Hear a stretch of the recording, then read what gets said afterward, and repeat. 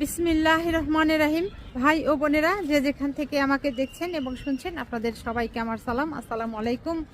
আশা করি আপনারা ভালো আছেন, আমিও ভালো আছি। UK property gossip by Tasmina YouTube চ্যানেলের পক্ষ থেকে জানাই শুভেচ্ছা। আজ ডিসেম্বর মাসের 2 তারিখ সোমবার 2024। এই মুহূর্তে লন্ডনের তাপমাত্রা আছে 8 ডিগ্রি সেলসিয়াস। আজও আবার বাতাস শুরু হয়ে গেছে, যে কারণে ঠান্ডাটা বেশি অনুভব করছি।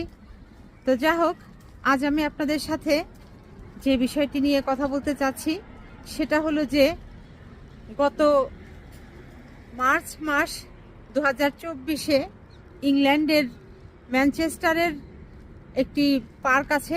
সেই পার্কের পাশে বয়ে যাওয়া একটি নদী আছে। সেই নদীতে একটি মৃত দেহ পাওয়া গেছে। সেই মৃতদেহটি দেখতে পায় ওই ম্যানচেস্টারের যারা স্থানীয় লোকজন আছে তারা, এবং পরবর্তীতে পুলিশকে খবর দেয়। ঘটনাস্থলে পুলিশ এসে পৌঁছে লাশটি উদ্ধার করে এবং লাশটি নিয়ে যাওয়া হয় লিভারপুল জন মোরস ইউনিভার্সিটিতে।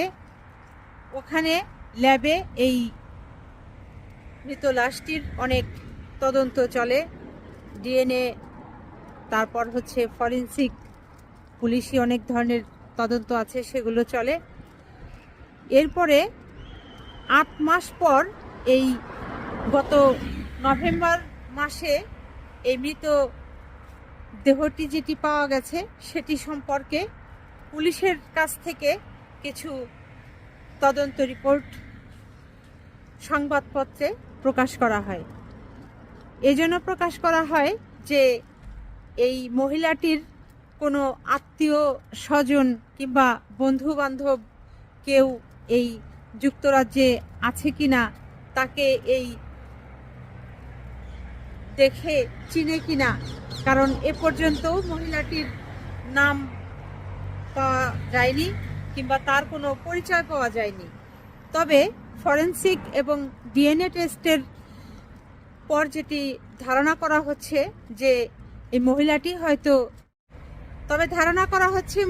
হয়তো ইউরোপিয়ান কোনো দেশের মানুষ সে হতে পারে।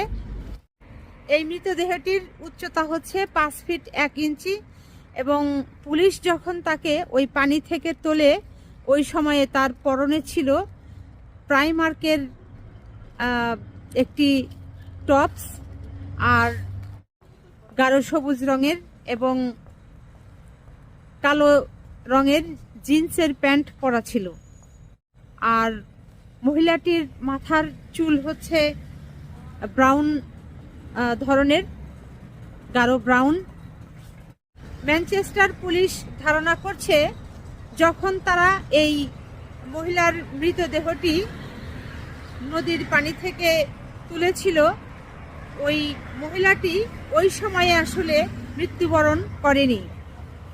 মহিলাটি কম করে হলেও 1 কিংবা 2 মাস আগে সে মৃত্যু হয়েছে এবং সে ওভাবে পানিতেই ভাসমান ছিল। যে নদীতে তার লাশটি পাওয়া গেছে ওটি তেমন একটি স্রোতস্বিনী নদী নয়। তবে ধারণা করা হচ্ছে ওই নদীর সাথে টেমস নদী এবং আরও একটি নদী আছে যেগুলোর মোহনা আছে ওই নদীর সাথে। হয়তো দূর থেকে ভাসতে ভাসতে ওই ম্যানচেস্টারের যে নদীটি আছে, মার্সি নদী, ওখানে এসে আটকা পড়ে গিয়েছিল, এরকম কি ম্যানচেস্টার পুলিশ ধারণা করছে।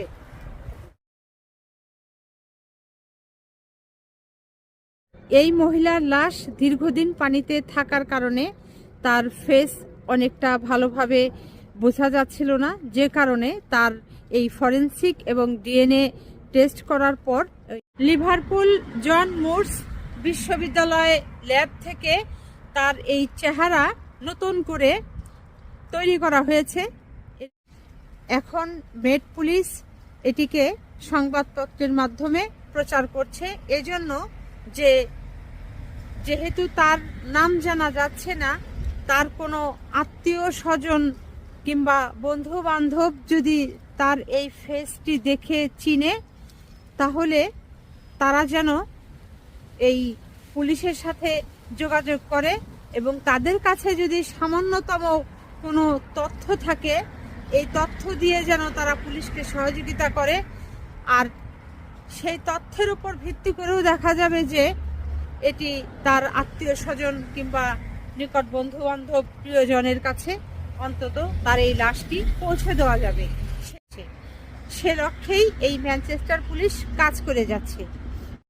আশা করা যাচ্ছে ম্যানচেস্টার পুলিশ সক্ষম হবেন এবং এই মহিলার যারা আত্মীয় স্বজন, বন্ধু বান্ধব, প্রিয়জন, আপনজন আছেন, তাদের কাছে অন্তত এই লাশটি হয়তোবা ফিরিয়ে দিতে পারবেন, হস্তান্তর করতে পারবেন, সে আশাই কামনা করছি। তো আজ এখানেই শেষ করব। সবাই ভালো থাকবেন, সুস্থ থাকবেন এবং আমার জন্য দোয়া করবেন। আমার এই চ্যানেলটিতে লাইক, কমেন্ট, শেয়ার এবং সাবস্ক্রাইব করবেন। আসসালামু আলাইকুম, আল্লাহ হাফেজ।